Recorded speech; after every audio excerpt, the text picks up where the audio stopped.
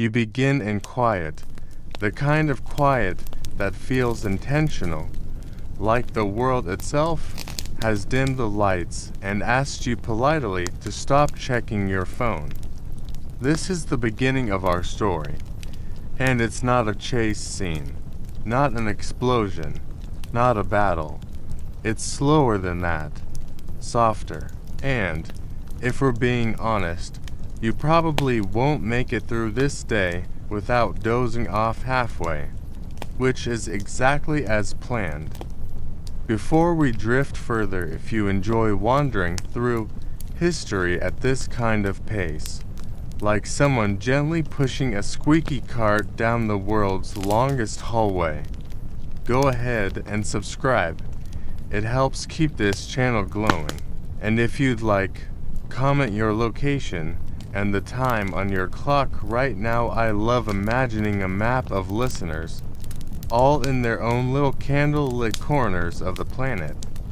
Now let's ease into tonight's journey. You step into a palace. The century is uncertain, let's say somewhere between the late 500s and 900s in East Asia. The walls are wood, the floors lacquered, the smell faintly a mixture of sandalwood and oil lamps. Everything glimmers in shades of amber. You are not surrounded by mechanical clocks or the endless blue glow of screens. You are surrounded by candles. Time itself is wax, melting patiently in a corner. Emperors here were not known for wearing wristwatches, those came a bit later, along with stressful Monday meetings. Instead, they measured their hours by candles, carefully carved with marks along the side. Each line promised a small unit of life. As the candle burned down, so too did a portion of the day. The most famous example is Emperor Wu of Liang, in the 6th century, who was said to have kept his schedule by candle drip. Now here's where it gets weirdly delightful. Some of these candles weren't just plain sticks of wax. Hidden inside them were small metal balls. As the wax melted, the balls would drop into bowls with a quiet asterisk, plink asterisk. It was time itself making a sound, like a minimalist drum kit. Imagine sitting in an imperial council, everyone whispering nervously, and then suddenly, plink, meeting over. Scholars still debate whether these candle clocks were widely used or more symbolic, reserved for rituals and ceremonies.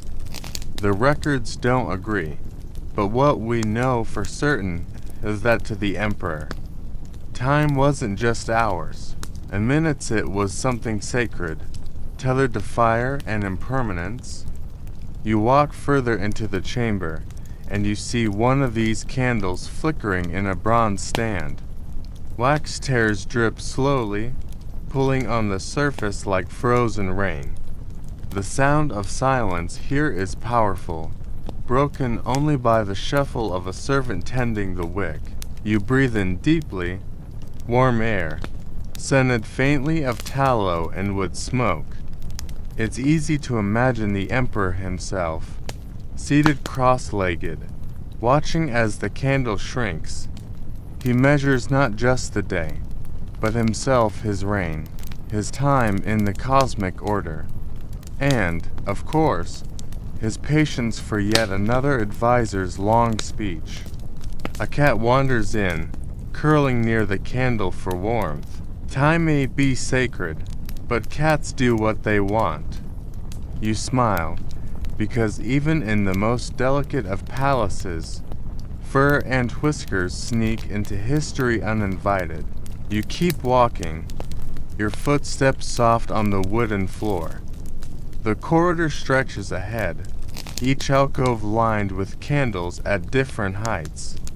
Some tall and proud, some slumped like party guests who stayed too long. You realize this palace is less about walls and more about light, tiny suns dissolving into darkness, carrying the day forward drip by drip. The wax clocks are fragile but oddly reliable. Imagine running a kingdom based on candle math. We line settle this argument when the third wax mark melts. It's both practical and hilariously delicate. A single draft from an open door could throw the whole schedule off. Bureaucratic delays were literally built into the flame. Here's the major fact to hold on to.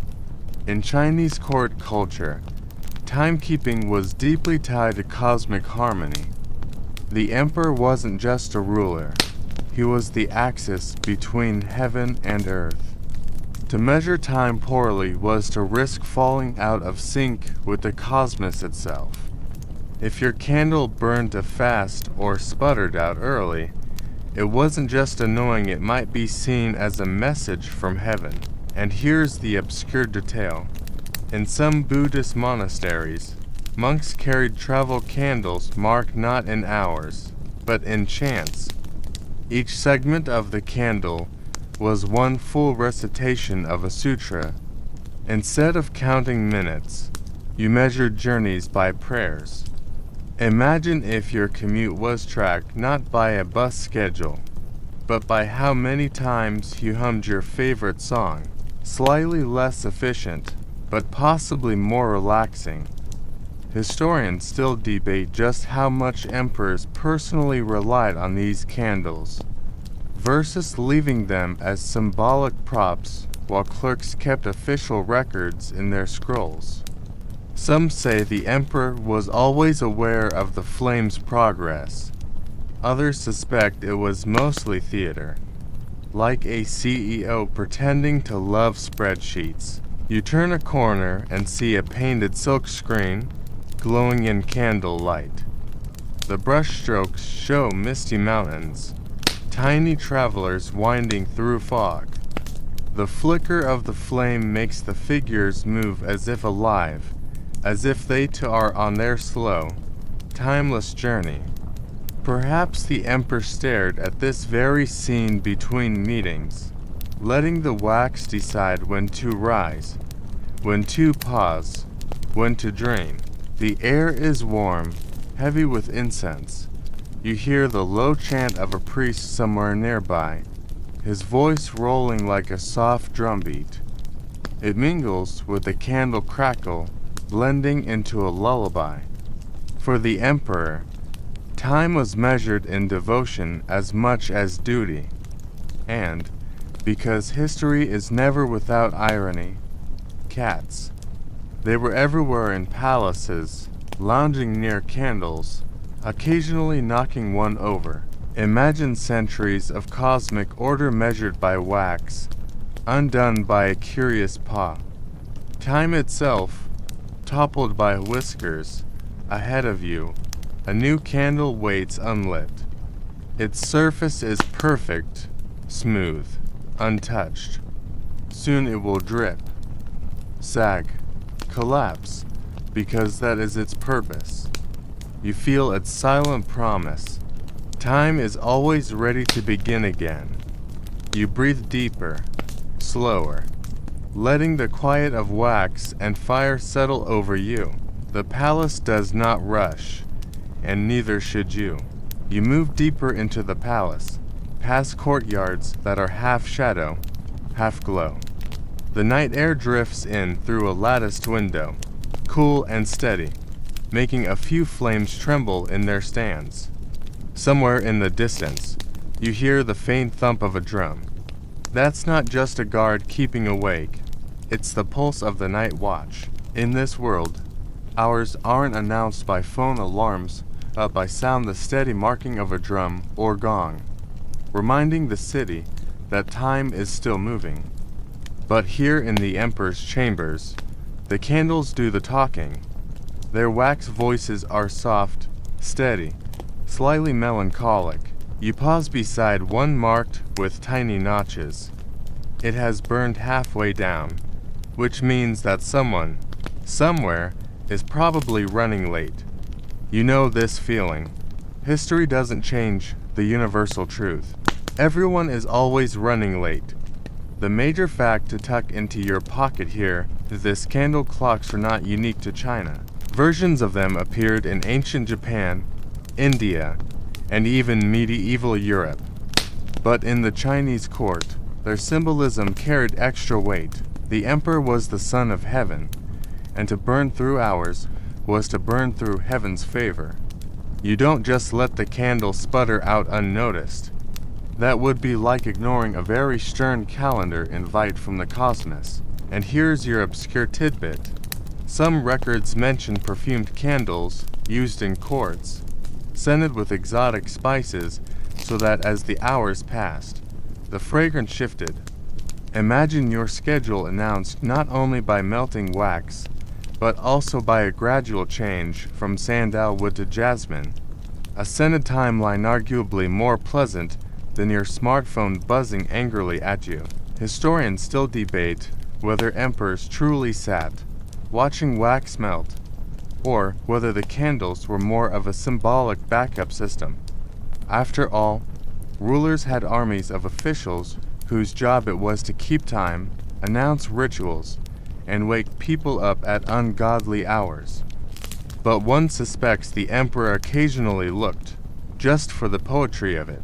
You step out into a veranda, the moon hangs high, silver and cool, casting its own kind of clock across the tiled floor. The garden is quiet, save for the frogs, who have decided that tonight is their opera debut. Their croaks rise and fall, oddly rhythmic, as if they too are keeping track of the hours. Your gaze drifts back to the candle through the doorway. You notice how the flame leans slightly, as though bowing toward you. It is stubborn, it is fragile, it is both a ruler of time and a victim of every passing breeze. In that way, it's not so different from emperors themselves, and in a palace like this, you can't help but smile at the thought that humanity's greatest plans wars, taxes, reforms were sometimes scheduled not by brilliance, but by melting wax. You cross into another hall, long and echoing. Here, the candles are taller, thicker, like pale pillars. Each one burns with a quiet authority, as though whispering, "Yes, I am in charge of your bedtime." The hall smells faintly of oil and smoke, the kind that clings to robes and hair. You imagine courtiers leaving here smelling like they've spent an evening in a campfire, but a very refined, imperial campfire. The major fact in this section: during the Tang Dynasty, timekeeping became an art as much as a science. Officials used not only candle clocks, but also water clocks and bronze vessels dripping steadily, marking hours with almost obsessive care. These devices often stood near candles, so that fire and water, the two elements, together carried the empire through its schedule.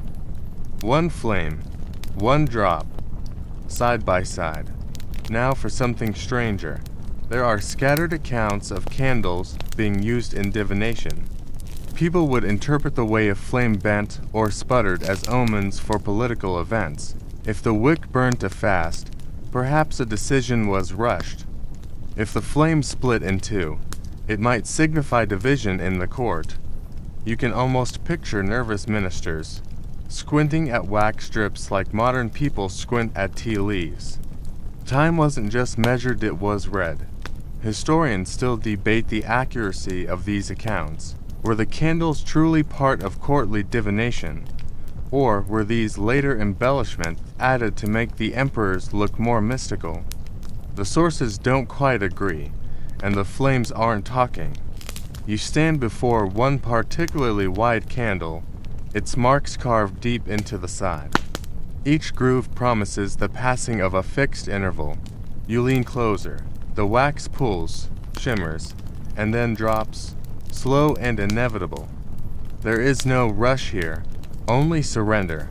In the background, you hear the faint rustle of silk. Servants drift by like ghosts, tending wicks, adjusting stands.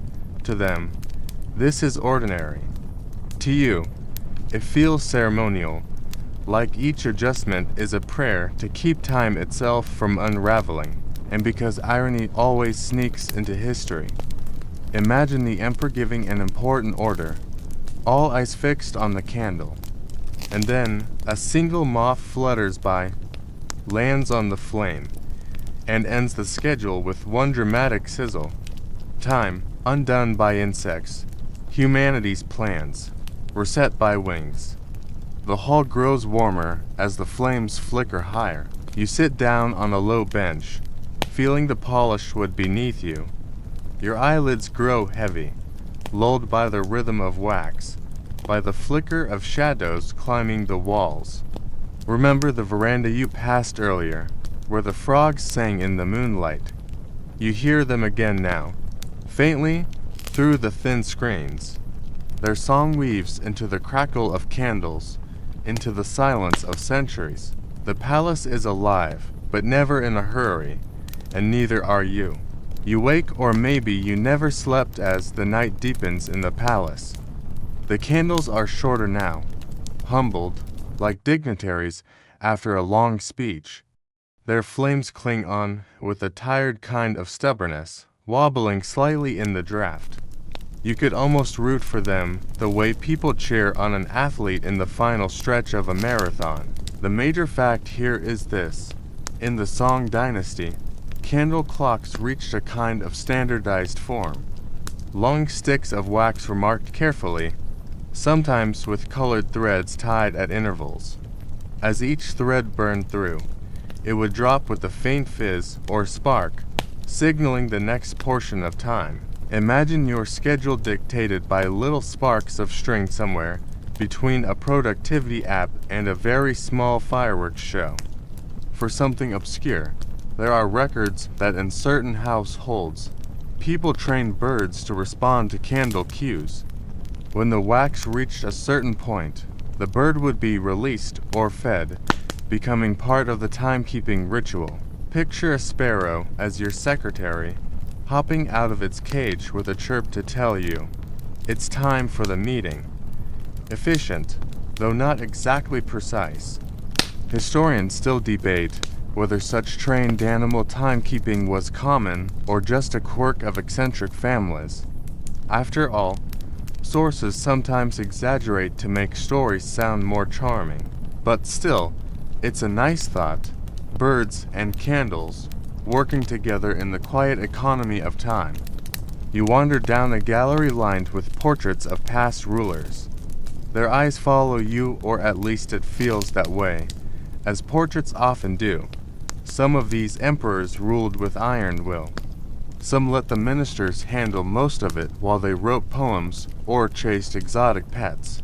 But every one of them measured their lives in hours, and every hour in candles. A servant slips past, bowing, carrying a tray of fresh wax sticks. You hear the faint click of sandals against the stone. There's a comfort in the sound like a metronome in the background of an endless lullaby. You glance again at the shrinking flame. It's funny how the court once believed these candles could hold order over an entire empire. In reality, you realize it's just fire on wax. And yet, somehow, that small fragile flame feels like the most powerful force in the room. Remember that wide candle in the great hall, with its deep grooves carved into the side. Another one waits here, the wax already pooling into a dish. You notice the drips slide down, silent and steady.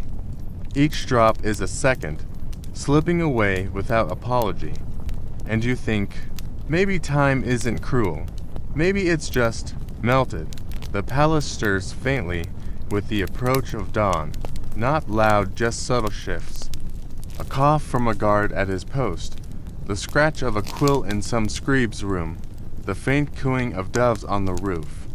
You're still walking, though slower now, as though your steps match the exhausted candles. The major fact for this hour: in many dynasties, the imperial court ran on an official watch system, the night divided into 5 watches, each announced with drums, bells, or gongs.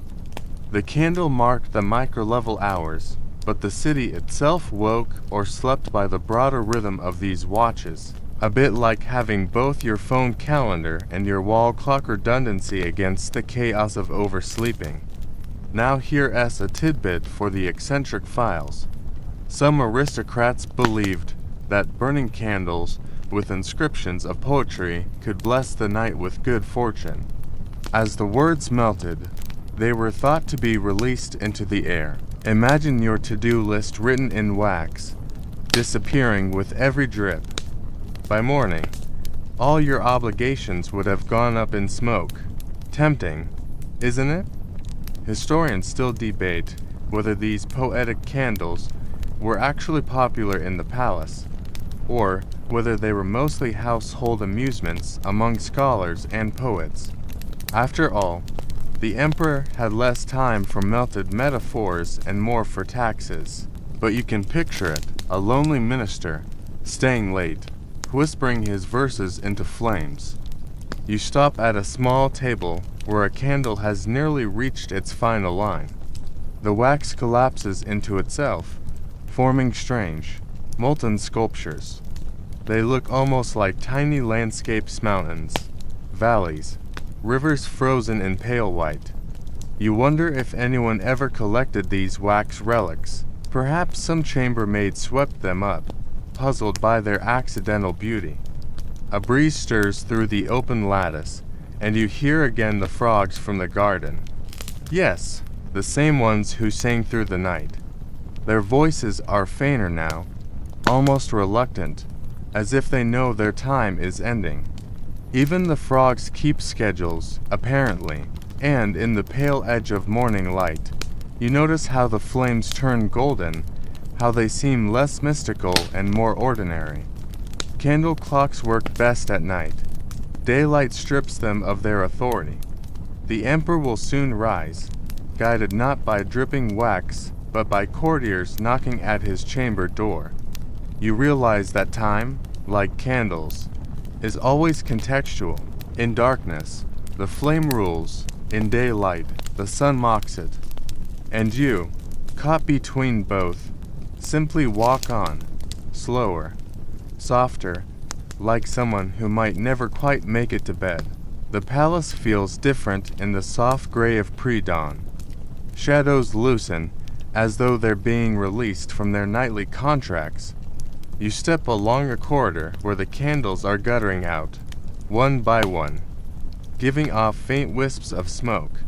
There's a smell to it sweet, but slightly bitter, like the last notes of a forgotten incense stick. The historical fact to note here, in the Song dynasty, around the 11th century, inventors began combining candle clocks with asterisk incense clocks asterisk. Incense sticks, or coils, would burn at a predictable rate, sometimes embedded with metal beads. As the incense burned down, the beads would drop into a tray, making a soft chime. Time wasn't just seen, it was smelled and heard. Imagine your meeting reminder as a gentle puff of sandalwood and a polite ding. Honestly, that's an upgrade from modern notification pings. Here's a cultural tidbit. In certain Buddhist temples, monks believed the incense clock carried spiritual weight. Each bead dropping was thought to represent not just passing time, but the fading of earthly attachments, a gentle reminder that the universe doesn't really care about your deadlines. Comforting, if a little humbling. Historians still debate whether incense clocks originated purely for religious devotion or whether their practicality for timekeeping came first. Was it spirituality driving innovation, or simply the human need to know when lunch is served? You pause by a window and catch sight of the gardens beyond. The lotus ponds are dim but visible, the leaves broad and still. Somewhere, water trickles down a stone channel, the rhythm uneven, but steady enough that you think of it as another kind of clock. Candles, incense, beads, water, everything conspires to count your moments. It's as if the world is whispering. Asterisk, don't worry. You're late everywhere at once. Asterisk, a palace cat, yes. There must be one slips across your path, tail held high, pausing just long enough to glance at you with royal disdain. Cats don't measure time in candles. Cats measure time in naps and meals, which is probably the wiser system. You press on, the last drops of wax clinging stubbornly to the dish. The night has measured itself, and you, almost without realizing, have followed it step by step. The sun finally makes its arrival not with trumpets, not with ceremony, but by simply showing up. A pale light slides across the palace floors, rendering the candles almost pitiful. Their flames bow out gracefully, as though saying, "Well, our shift is done." You can almost hear them punching out on an invisible time card. The historical fact here: in Imperial China, mornings were announced with the asterisk morning drum asterisk at city gates, a sound that rippled across rooftops. Officials were expected to begin their duties soon after. Candle clocks were excellent in chambers, but the drum unified the city. Imagine your entire neighborhood woken up not by alarm clocks, but by a booming bass line. Efficient, though perhaps less appreciated by late sleepers. For the odd tidbit, certain records mention that wealthy families once gilded their candle holders, decorating them with carved dragons or cranes. The dripping wax often roomed in these decorations, but status demanded the display anyway. So while the emperor's wax might have fallen into plain brass dishes, a merchant could boast about wax drippings on pure gold. History is basically just rich people ruining expensive furniture. Historians still debate how widespread such lavish displays really were. Did everyone try to gild their candle stands? Or is this just the chroniclers exaggerating the decadence of a few households? The truth is hazy, like smoke at dawn. As you drift into the outer courtyards, the palace stirs properly awake. Servants sweep fallen blossoms, ministers murmur about memorials, and the faint smell of porridge drifts from some hidden kitchen.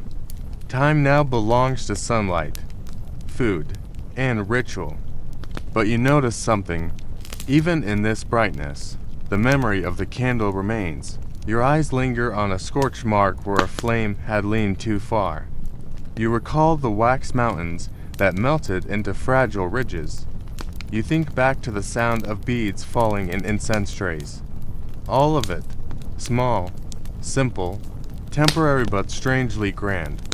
You walk through the morning like someone carrying a secret, knowing that the empire itself once bent its will to follow the slow, quiet drip of candles. By midday, the palace becomes a choreography of movement tropes sweeping marble, voices rising in clustered debates, and somewhere, the distant clang of bronze bells marking the hours. You walk past courtiers who argue in tones so polite they're practically passive-aggressive. The historical fact here: Song Dynasty officials relied on asterisk water clocks asterisk alongside candle clocks for daytime precision. These contraptions used vessels dripping steadily into one another, with floats that rose to mark the passage of hours. Some were so large and elaborate they had miniature automaton figures that struck gongs or rang bells. Yes, time had tiny robot assistants, centuries before modern desk toys. And for the odd tidbit, one description mentions that some water clocks were displayed in open courtyards where curious birds occasionally drank from them. The result? Slightly delayed hours, thanks to feathered sabotage. A raven taking its afternoon sip might have disrupted a schedule more effectively than a late courier. Historians still debate whether ordinary people actually trusted these official water clocks, or if they just humored the bureaucracy and stuck with their own sundials and daily routines. After all, a farmer in the field probably cared less about official bells and more about the sun sliding over the ridge. As you wander through this busy midday, you notice how time manifests in countless small ways. The marketplace outside the palace gates hums at full tilt, fishmongers shouting in rhythm, baskets thumping as they hit the ground, strings of garlic swung like pendulums. All of them are unconscious clocks. Even the cicadas join in, their steady buzz a soundtrack that insists, yes, you are very much awake, and yes, the day is very long. You smile at the thought. The emperor may measure hours by candle drips, but a noodle vendor's clock is the speed at which broth cools. Both are correct, though one is much tastier. Afternoon drapes the city in a golden haze. The shadows lengthen, and suddenly everything looks more dramatic than it really is. Even a dog napping in the street could be mistaken for a sage contemplating eternity. The historical fact to anchor here. Emperor Hezong himself, often credited with reviving candle clocks, wasn't he just an administrator? He was also a painter, calligrapher, and poet. His obsession with delicate things extended from art to the mechanics of time. He reportedly refined how candles were marked and measured, ensuring their drips aligned with his vision of ordered beauty. Imagine a ruler so detail-oriented that even wax had to fall aesthetically. For your obscure tidbit, records suggest that Hezong once commissioned candle holders shaped like lotus flowers, designed so the wax would drip into petal-like grooves. Whether this was practical or simply artistic indulgence remains unclear. Wax collectors today might call it messy. The emperor called it elegant.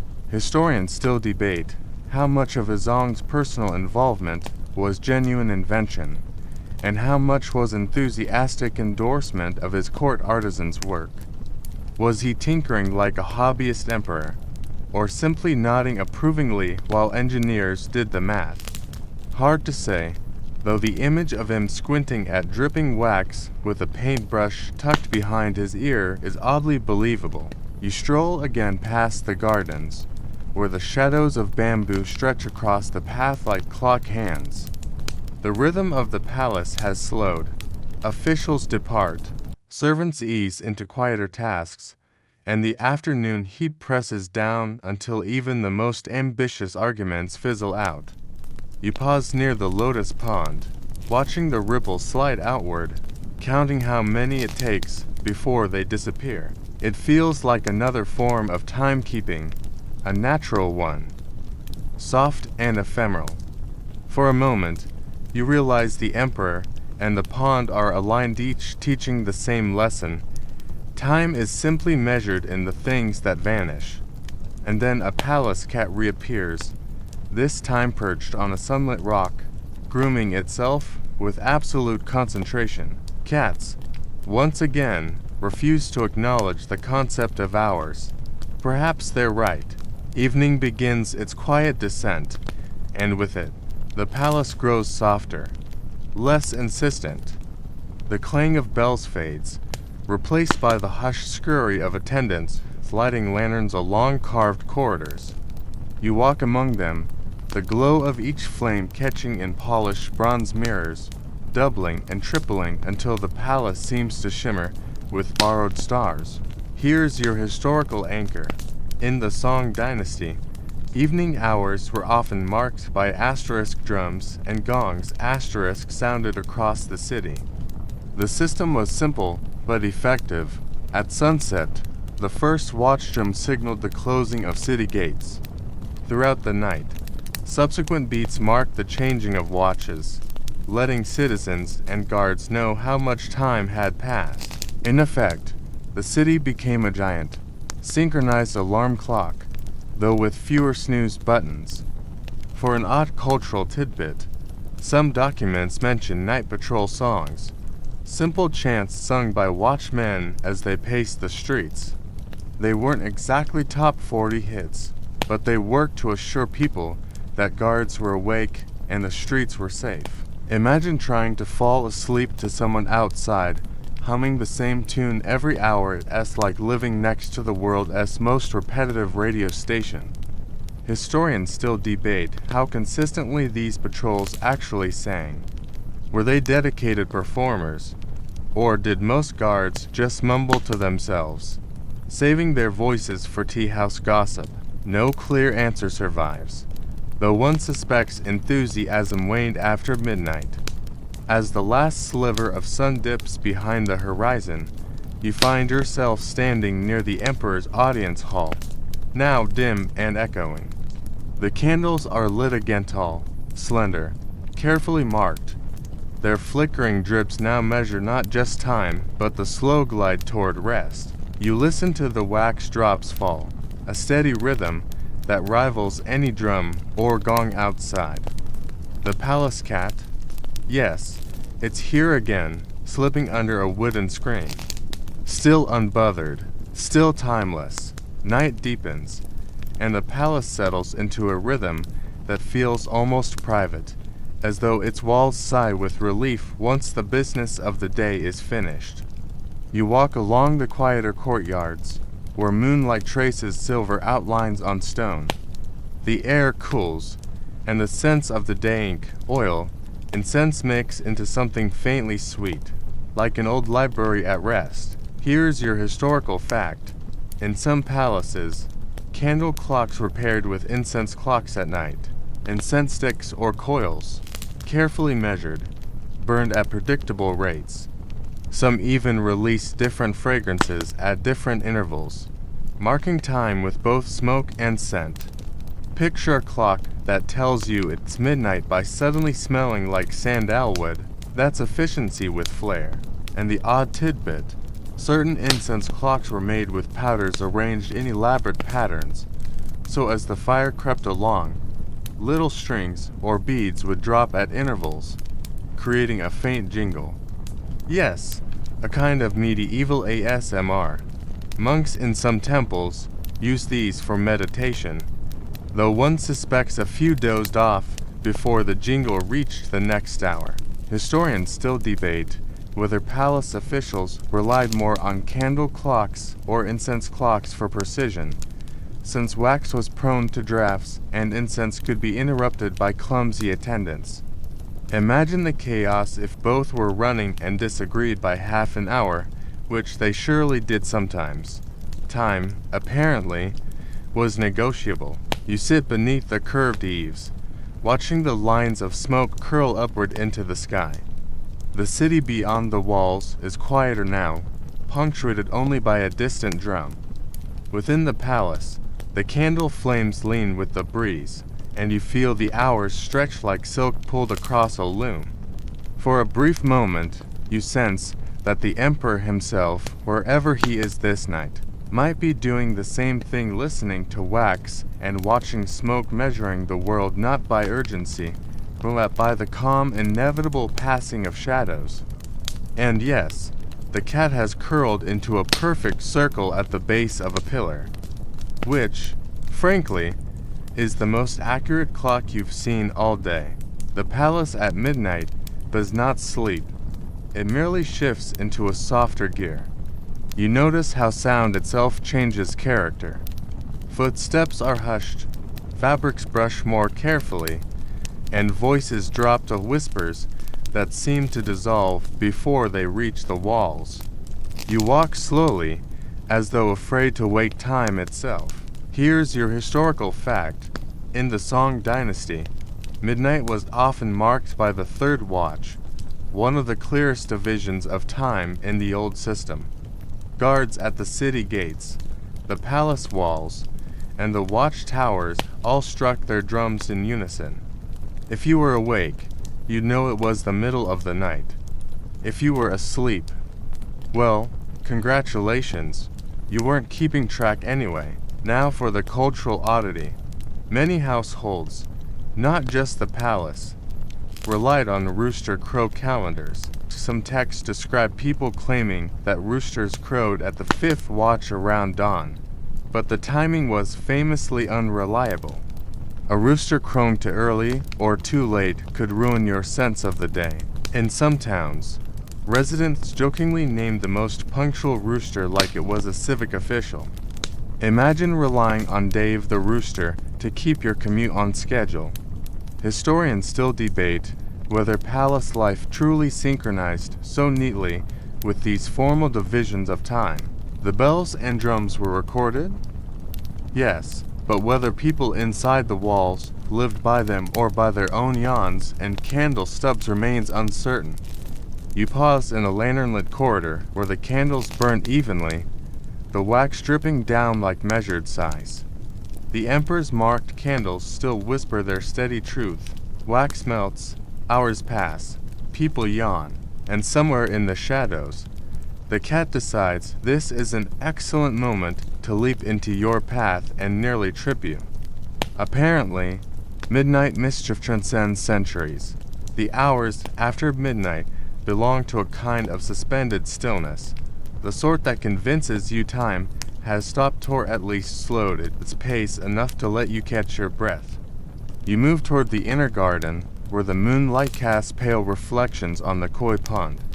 The water ripples gently, as though the night itself exhales. Here as the anchor fact, some song emperors were said to meet with astrologers and scholars even in the deep hours of night. They read the stars, compared their movements with calendars, and made decisions about rituals or policies based on celestial advice. Midnight meetings, fueled not by coffee, but by candlelight and cosmic speculation. For the odd tidbit, in a few cases, astrologers claimed that candles themselves were influenced by spirits. If a flame sputtered or leaned suddenly, it was taken as an omen, a wax strip shaped like a tower, that might signal fortifications needing repair. A flame that popped loudly, perhaps a reminder to check on the treasury. Not exactly scientific, but at least it gave nervous attendants something to interpret while fighting off sleep. Historians still debate how seriously emperors took these midnight flame readings. Was it true belief, or us polite nodding while wishing everyone would go home so they could get some rest? The records are vague, which is a polite historian's way of saying, we honestly have no idea. You find yourself watching the pond as candlelight flickers across the surface. The koi below move lazily, like drifting shadows of gold and white. You think of the emperor in his chamber, staring at the same flames, wondering if they told him the future or just reminded him that mornings always come too soon. Meanwhile, the palace cat has discovered the fish and stares at them with great seriousness, as though it is the true astrologer of this garden, which, given the emperor's candle theories, may not be far from the truth. Wonderful!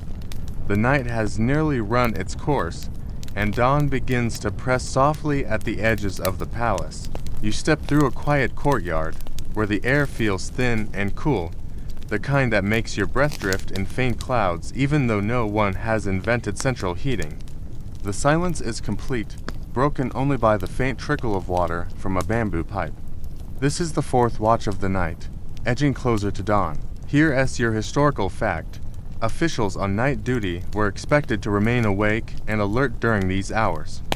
They wore thick robes, carried lanterns, and occasionally clapped wooden clappers to signal their rounds.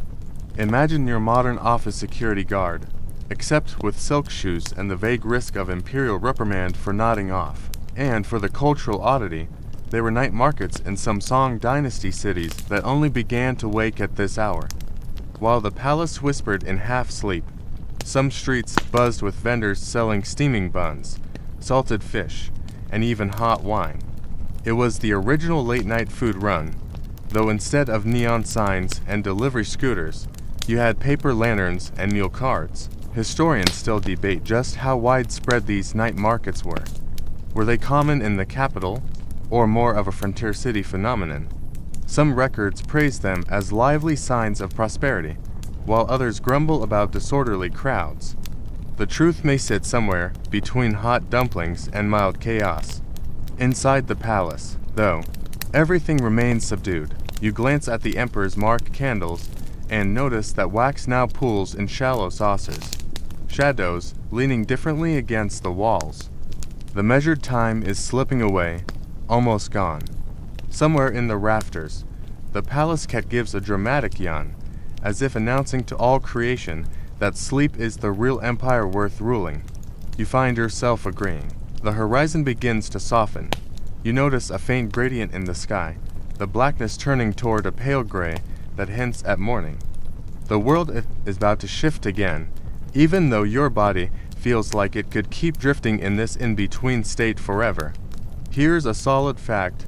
Dawn in the palace was often signaled by drums and bells, officially opening the city gates. Officials arrived at court to deliver reports, and servants bustled awake.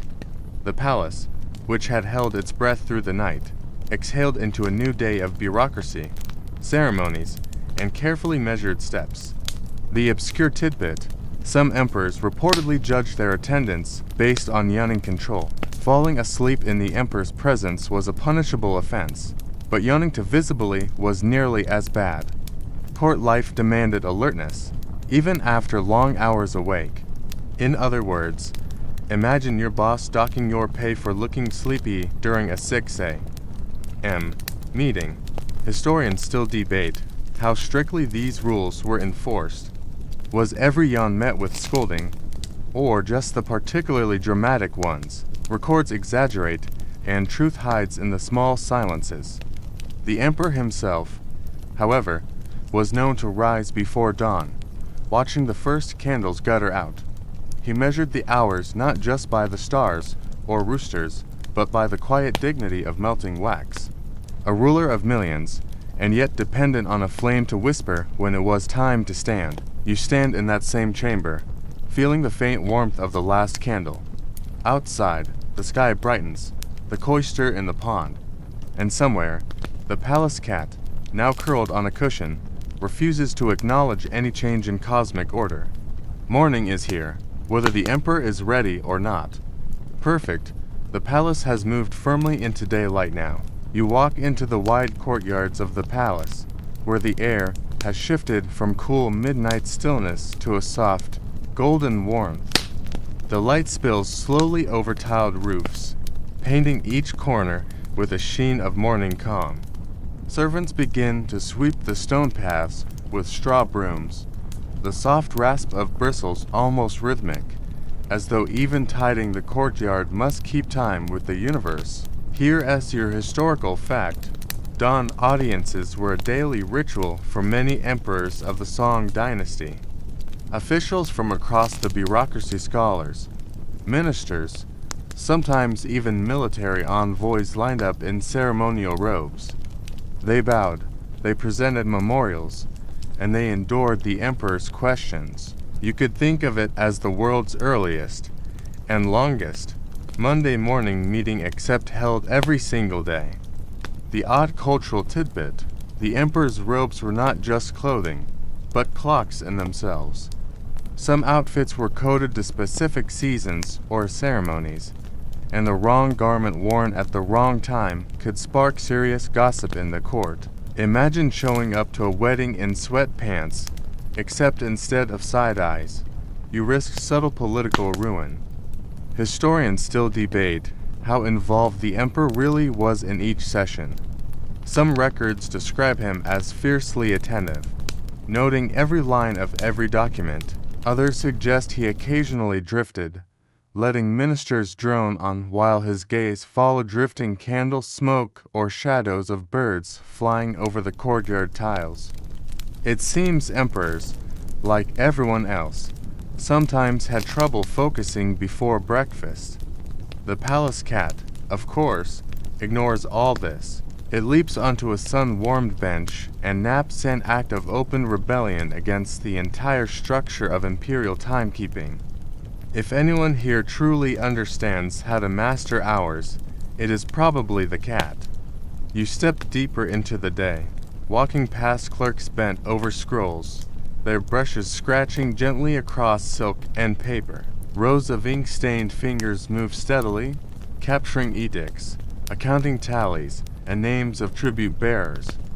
The sound of brushstrokes feels like the purring of the empire itself, each line of ink a heartbeat in the body of governance. Here's a concrete fact: Song Dynasty administration was legendary for its detail. From tax ledgers to grain records, officials loved their paperwork. Some accounts suggest that records were so extensive that entire storerooms overflowed with documents, mountains of silk scrolls piled high, waiting to be read or forgotten. Bureaucracy had already perfected the art of drowning in its own paperwork. The odd tidbit: paperweights were often carved into shapes of animals, mythical beasts, or small mountains. These weren't just for decoration, they symbolized stability and cosmic harmony, as though holding down a piece of paper might also hold down the balance of the universe. Imagine buying a stapler shaped like Mount Everest and feeling a little smug every time you used it. Historians still debate whether the emperor himself regularly examined these records in detail, or if most were filtered by layers of assistants. Some claim he was remarkably studious, others that he only skimmed summaries. In truth, even rulers had inboxes far too full to manage. You pause at a desk where one official has nodded off, his brush dangling dangerously close to a smear of ink. Another clerk gently nudges him awake, a quiet reminder that even here, time never truly pauses. Candles or sunlight, roosters or drums, the hours keep flowing, steady and unsentimental. Meanwhile, the palace cat strolls in and rubs against a stack of papers, threatening to topple an entire morning's work. In its own way, the cat has just measured time too. One yawn, one stretch, and one well-placed tail flick to remind humans that history is mostly paperwork and interruptions.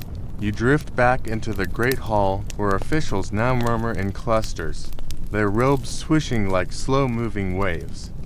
The emperor has withdrawn to a quieter chamber. His morning business is complete, and for a brief moment, silence reclaims the palace. This is the pause, the soft exhale between duties, where even the walls seem to stretch and settle. A historical fact: meals in the imperial court were treated as miniature ceremonies. The emperor might be served dozens of small dishes, steamed fish, delicate dumplings, sweetened rice, all carefully balanced for taste and seasonal harmony. Food wasn't just nourishment, it was symbolism on a plate. Eating was as much about reminding the court of cosmic order as it was about filling one's stomach. Here's a curious tidbit. One emperor was so concerned about seasonal balance that ice was harvested in winter and stored underground in enormous pits, to be used in summer for cooling drinks. A sort of ancient refrigeration system, complete with straw insulation. Picture it, the emperor sipping a chilled drink while peasants sweated in the fields, proof that air conditioning has always been unfairly distributed. Historians still debate whether emperors personally enjoyed all these elaborate meals, or if they only sampled a fraction.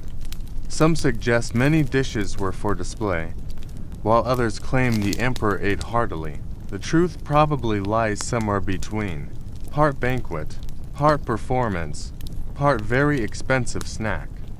In one corner, the palace cat slinks under a low table and eyes a plate of steamed fish.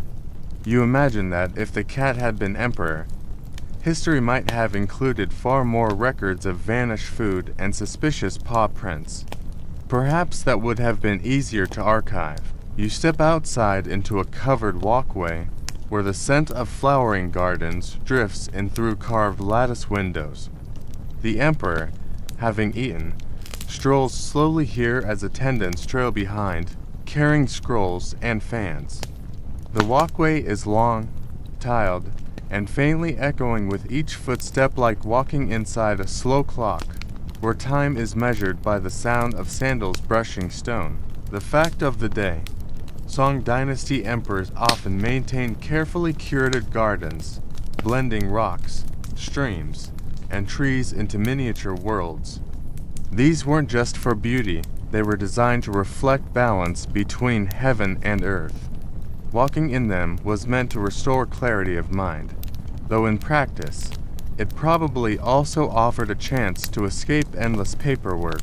The peculiar tidbit: garden rocks were so highly valued that some were transported across great distances, floated down rivers, or hauled by massive teams of workers. Certain stones were prized for looking like mountains, clouds, or even animals. Imagine ordering a rock from hundreds of miles away, just to complete your pond-side aesthetic. It was essentially the imperial version of online shopping for garden decor. Historians still debate the depth of the emperor's involvement in designing these gardens. Was he truly sketching layouts and selecting stones, or was it largely the work of court artisans and landscape designers, with the emperor occasionally pointing at a spot and saying, "Yes, more rock there"? Records leave it uncertain, but either way, the result was tranquil artistry that whispered its own kind of timekeeping. The palace cat follows you into the garden, chasing the shadow of a butterfly, oblivious to philosophy, design, or symbolism.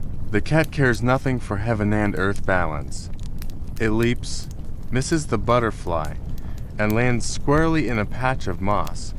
And yet, in its own unbothered way, the cat has mastered the art of existing perfectly in the present moment, something emperors and courtiers endlessly try to calculate with candles and scrolls. You wander into a chamber filled with the faint smell of ink and the quiet scratch of brushes on paper. Afternoon begins here, not with noise, but with learning. The emperor, seated at a polished table, listens to scholars recite passages from Confucian classics. Their voices rise and fall in the calm rhythm of recitation, like waves tapping gently on a shore. The fact of the day: imperial education was a lifelong pursuit. Even emperors, absolute rulers in theory, were expected to sit, listen, and study. The Confucian idea was simple: a ruler must cultivate wisdom constantly, or else risk ruling poorly. So yes, even the most powerful man in the land still had homework.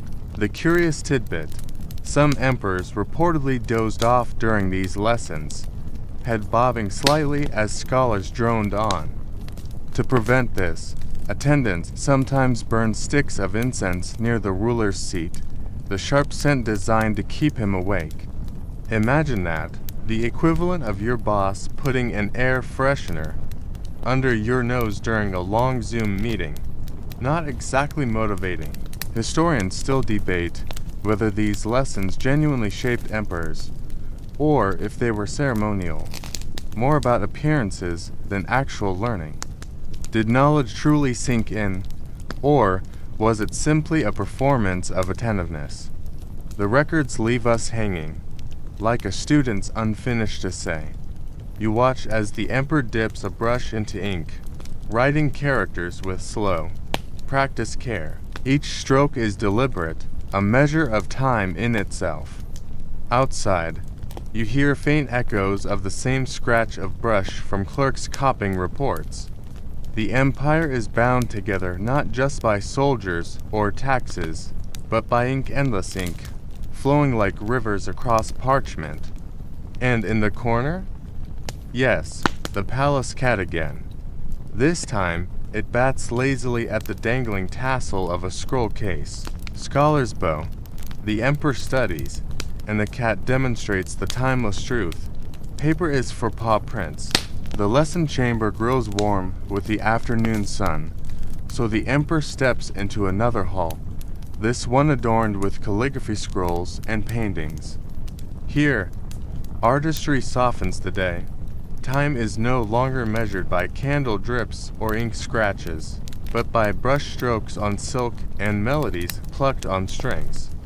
The fact of the day: painting and poetry were considered essential skills for an emperor. A ruler who couldn't decompose a line of verse or appreciate a landscape painting risked being thought uncultured, which in the Song dynasty was almost as bad as being thought incompetent. Civilization itself, in their view, was measured in brush strokes. The strange tidbit: some emperors grew so attached to certain works of art that they carried them around when traveling, rolling and unrolling scrolls like oversized wallets of beauty. Imagine hauling your favorite frame painting with you on vacation because the hotel's wall art wasn't up to standard. Practical, not really, but symbolic, entirely. Historians still debate whether one emperor's poems were written by his own hand or ghostwritten by clever courtiers. The truth remains blurred, as calligraphy styles can be mimicked and records are biased. It leaves the question dangling: was the emperor a genuine poet, or did he just have the imperial equivalent of a very good copywriter? In the room, the emperor pauses before a painting of mist-shrouded mountains. The brushwork seems alive, strokes drifting like clouds. You feel your own eyelids grow heavier, as though the painting itself carries drowsiness in its ink. A zither hums softly in the background, strings vibrating with a lull of notes that could easily cradle someone into sleep. Meanwhile, the cat curls up in the corner, tail wrapped neatly around its body, eyes half closed. The emperor contemplates philosophy, the cat contemplates nap logistics. Between the two, you suspect the cat is living the truer wisdom. Perfect, we lines let the emperor's afternoon stretch into the quieter shadows of duty and diplomacy. You return to the administrative hall. The air here feels heavier, as if every word spoken adds another invisible brick to the empire's foundation. Courtiers shuffle in, clutching scrolls filled with numbers, complaints, and the kind of bureaucratic detail that would bore even the most caffeinated clerk. The fact of the day: Song Dynasty bureaucracy was enormous, one of the largest civil administrations in world history at the time. Officials were selected through the civil service examination system, a grueling test of Confucian classics that could take days to complete. Passing meant prestige. Failure often meant disappointment, and in some cases, trying again and again. Imagine retaking the same exam for a decade because your dream job required it. Talk about persistence. The tidbit: during exam season, candidates sometimes wrote tiny notes on their clothes as secret cheat sheets. A few even hid answers in the lining of hats or sleeves. You can almost picture it, the ancient version of writing answers on your hand before a high school test. Scholars, as it turns out, have always been resourceful. Historians still debate just how fair this system truly was. Officially, it was open to anyone, but in practice, wealthier families had the time and tutors to prepare. The empire liked to say it was merit-based. Reality was, of course, more complicated. As the emperor listens to reports, his gaze occasionally drifts back to the candle still dripping steadily nearby. Wax flows, time flows, bureaucracy flows, it's all streams that never stop. Courtiers speak in rehearsed tones, balancing flattery with facts, careful not to say too much or too little. One slip of the tongue could mean exile, or worse, more paperwork. The cat, unsurprisingly, has returned, this time curling itself right on top of an official's open scroll. The emperor glances over and, for just a moment, his lips twitch in amusement. The feline has interrupted statcraft, again proving that empires may rise and fall. But cats will always sit on the most important document in the room. The hall shifts to matters beyond borders. Maps are unfurled, showing mountains, rivers, and distant lands dotted with unfamiliar names. This is the empire stretched on parchment and attempt to capture the vastness of the world in neat black lines. The fact of the day: during the Song Dynasty, China maintained complex relations with neighboring states, balancing diplomacy, trade, and at times, tribute payments.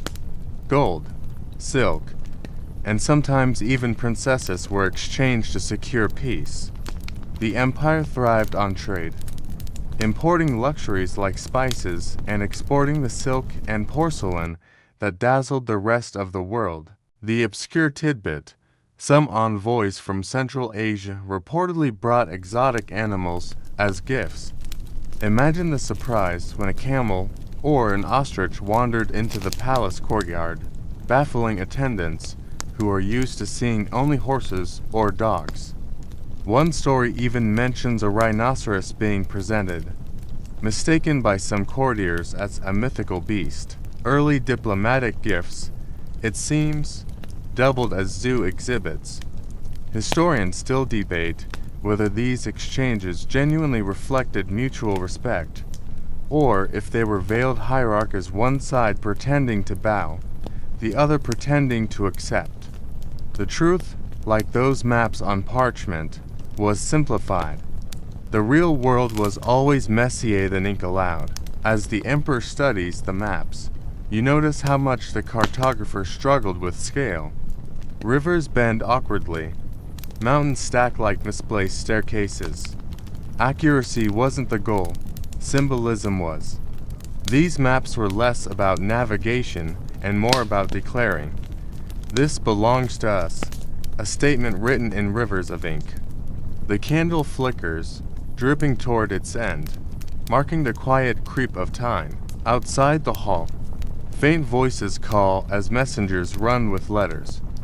Beyond the palace walls, distant lands stir with their own routines, their own candles dripping. And yes, in the corner again the cat. Now it inspects the map, paw swiping once across the painted mountains. Perhaps it's declaring its own empire, one paw print at a time. Scholars bow to borders. The cat erases them with ease. Wonderful. Now we step into the softer light of evening, where shadows lengthen and time begins to dissolve into ritual. The day stretches, and with it, your steps carry you into the quieter corridors of the palace. The sun is lowering, casting warm streaks of gold across lacquered beams. Servants light lanterns one by one, their flames shivering in the soft breeze that sneaks through the carved lattice windows. The fact of the day: in the Song dynasty, paper lanterns weren't just for decoration during festivals. They were a practical necessity, illuminating both palaces and homes long before electricity. Some were simple, made of oiled paper stretched over bamboo. Others, in the emperor's court, were painted with delicate landscapes and calligraphy, tiny works of art that glowed when lit. The obscure tidbit: records mention that some officials became rather competitive over lantern designs. A few even commissioned lanterns painted with subtle jokes or riddles that only the cleverest could decipher. Imagine attending a candlelit party and realizing the lamp above your head is mocking your poetry skills. Historians still debate whether these coded lanterns were actually common or just one-off amusements recorded because of their novelty. Either way, the thought lingers. Light has always been more than just utility, its personality made visible. The emperor pauses here, watching as the flames catch, one after another, until the entire corridor glows like a river of stars. For a moment, the dripping candle inside the chamber seems small, just one thread of fire in a tapestry of countless lights. Time doesn't stop, but it stretches. From outside, you hear faint strains of music, the pipa, perhaps, its notes trembling and warm, like water droplets on silk. A musician practices for the evening performance, repeating the same passage again and again, perfecting each lingering note. Repetition is a form of meditation, or perhaps just another way of marking time. The cat, of course, has found one of the lanterns. Its paw bats at the swaying frame, unimpressed with human craftsmanship. Officials panic slightly, rushing to shoo it away before disaster strikes. The cat yawns and leaves, another small reminder that empires may plan, but cats decide. The banquet hall opens, wide and filled with low tables arranged in neat lines. Cushions wait for honored guests. Dishes are already being set. The aromas swirl together: steamed fish, ginger, garlic, and sweet cakes dusted with sesame. The hall is as much a performance space as a dining one, every flavor choreographed, every dish presented in deliberate order. The fact of the day, Song dynasty cuisine was highly sophisticated. Records show elaborate banquets could feature over 30 courses, with delicacies like turtle soup, lotus seed pastries, and fermented sauces carefully aged for years. Food wasn't just sustenance, it was status, an edible demonstration of wealth and refinement. The obscure tidbit. One strange trend of the time was carving fruit into whimsical shapes: birds, dragons, even miniature landscapes, picture biting into a pear shaped like a pagoda. Some guests reportedly hesitated to eat them, not wanting to destroy the artwork. Others, less sentimental, happily devoured the tiny pagoda in 2 bites. Historians still debate whether these descriptions were exaggerated by writers aiming to impress readers with tales of imperial extravagance. It's hard to know if the emperor truly sat before 30 courses every evening, or if chroniclers simply enjoyed adding an extra goose here and there for flair. As the banquet begins, musicians enter, their instruments gleaming in the candlelight. The melodies wend gently through the hall, neither to fast nor to heavy, meant to accompany conversation, not overpower it. You notice how the rhythm aligns with the candle's drip, both setting a subtle pace for the night. The emperor lifts a bowl, sips slowly, nods. Courtiers follow, almost in unison, their movements choreographed by etiquette as much as habit. Conversation hums like bees soft, constant, buzzing but never stinging. And yes, you guessed it, the cat is back. This time, it slips between tables, drawn by the smell of roasted duck. A servant tries to divert it with a scrap of fish, but the cat ignores protocol, leaping up onto an empty cushion and staring directly at the emperor's plate. Nobody breathes for a moment. Then, quietly amused, the emperor pushes a small piece of duck forward, order restored. Cat satisfied. The hall sighs, the music resumes, and time drips forward, candle by candle. Perfect timing hour, story slips further into the hush of night, where the palace quiets and the candle drips slower than ever. The banquet fades, as banquets do, not with a sudden end, but with a soft tapering. Conversation thins like smoke, dishes are cleared one by one, and the musicians shift into gentler melodies. You step into the night air outside the hall, and it feels cooler, quieter, almost like slipping into another layer of the world. The fact of the day: during the Song dynasty, night markets were a marvel. Unlike many earlier times when cities would close after dusk, Song cities thrived late into the night with shops, tea houses, storytellers, and shadow puppet plays. Oil lamps and lanterns kept the streets alive, creating an early form of nightlife. The obscure tidbit: one popular nighttime snack was fried dough twists, crispy, golden, lightly sweet, sold piping hot. They were especially favored by scholars staying up late to study for the imperial exams. Imagine cramming for a life-altering test, nibbling on fried snacks, and marking time by candle drips. Some traditions never change. Historians still debate whether emperors themselves ever strolled these night markets in disguise.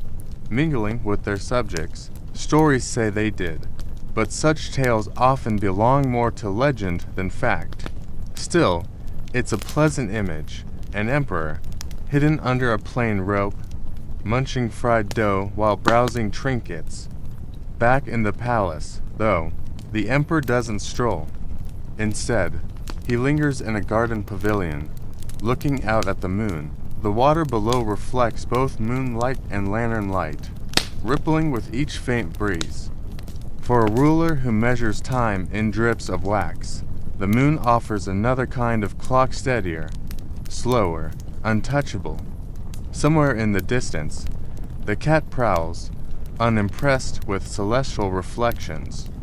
You hear its faint meow, low and certain, as if reminding the cosmos who's really in charge here. You breathe in. The night deepens. Now, the palace slips into its most private hour. Servants walk softer, sandals barely whispering on stone floors. The candle in the emperor's chamber burns lower, wax pooling around the base like a slow tide. The fact of the day, one method of timekeeping in China, alongside candles and water clocks, was the incense clock. These were long, thin lines of incense powder, shaped into winding paths that smoldered slowly. Sometimes they included tiny metal balls placed along the line. As the fire reached them, the balls dropped onto a gong, making a soft chime. Time, measured not just in scent, but in sound. The obscure tidbit. Certain incense recipes were mixed with herbs believed to enhance dreams. It was thought that drifting off while the incense burned could invite more vivid or auspicious visions. So, in a sense, people engineered bedtime atmospheres centuries before anyone plugged in a lavender-scented diffuser. Historians still debate whether these dream-enhancing incenses were truly effective, or whether the idea was simply poetic. After all, who can prove whether a dream came from herbs, or from the mind's own restless weaving? In the chamber, incense coils glow faintly, smoke curling like painted clouds on a scroll. The emperor reclines, the candle flame shrinking lower, each drip slower than the last. Officials nearby whisper quietly, discussing records of the day, their words blending into a half lullaby, half bureaucracy. You notice how the air itself seems to move slower here. The candle is nearly spent, but still clings to life in stubborn flickers. It's as though even fire resists letting go of this day. And yes, the cat has arrived again, settling itself at the foot of the emperor's cushion. Tail curled, eyes closing, it surrenders to the kind of nap only cats achieve, the kind that mocks human attempts at sleep. You smile, quietly jealous. Time passes, marked in wax, smoke, and silence. The emperor's eyes close. The palace sighs with him. The hush is almost complete now. The palace lies wrapped in its own stillness, courtyards shadowed, gardens silvered under the watch of the moon. You step again across the stones of the garden path, and this time your footsteps seem to echo only inward, as if the world is folding quietly into itself. The fact of the day, the Song Dynasty emperors often paired candle clocks with other forms of timekeeping to double-check accuracy. There were astronomers who charted stars nightly, recording movements that aligned with their water clocks, sundials, and burning candles. Time was always a team effort, never left to just one method. The obscure tidbit, some of these astronomers also doubled as weather predictors, and they'd sometimes claim a cloudy night was not their fault, but the heavens intentionally hiding secrets. It was, in short, the medieval equivalent of "don't blame me, I just report it." Historians still debate whether emperors truly relied on these timekeepers for personal life decisions, or whether their role was more ceremonial than practical. But what lingers is the sense of attention. Every drip of wax, every shift of shadow, mattered. You pause by the pond again, the same pond you've seen on earlier walks, though now it glimmers with a sleepy calm. Fish barely stir, ripples stretch slowly outward. The lanterns are fewer now, but the ones left glow like pockets of memory. And there's the cat again, its silhouette outlined against the lantern light, tail swaying lazily as it stalks. Nothing at all, it's practicing hunting shadows. That's its version of entertainment. You take in the air cool, still, faintly scented with smoke. The night feels like a held breath, and you feel the story preparing to close. The final candle burns low, flame trembling like a pulse. Wax slides, drips, gathers into a last soft pool. The emperor rests, his attendants finally dismissed. The palace falls into a kind of dream of its own. The fact of the day, candle clocks, though eventually replaced by more precise devices, influenced centuries of thought about time, how it could be measured, divided, and managed. Even after mechanical clocks appeared, the image of the dripping candle remained, a symbol of time's quiet passing. The obscure tidbit. In some homes, candles were inscribed not just with marks for hours, but with small poems or fortunes that appeared as the wax burned down. Imagine a fortune cookie stretched into flame your future, revealed drip by drip. Historians still debate whether emperors themselves used such inscribed candles, or if those belonged mostly to common households. But either way, its attender thought that people wanted time itself to speak back to them. Now the chamber is still. The incense is ash, the wax almost gone. The cat curls deeper, breathing slow. Outside, the moon edges lower, leaning toward dawn. You stay in the garden a while longer. The stones beneath your feet are cool, and the night air moves soft as fabric. Lanterns flicker faintly, their flames bowing to the weight of time. The candle in the chamber sputters once, then steadies, then shrinks again. Each drip falls slower, as though the world itself is telling you it's time to rest. You let your shoulders sink, the way the wax sinks. You let your breath move in its own rhythm, as steady as the stars above you. The emperor sleeps now. The palace sleeps. Even the walls seem to sigh, as though centuries of stone have finally grown drowsy. The cat, of course, has beaten everyone to it, curled in that perfect feline circle. One paw tucked beneath, tail wrapped like a question mark that needs no answer. You realize the story was never rushing anywhere. It was always just drifting, like incense smoke, curling in slow loops, filling the air until you stopped, needing to ask where it was going. The candle drips are done. The flame leans sideways, and then, with no drama at all, it fades.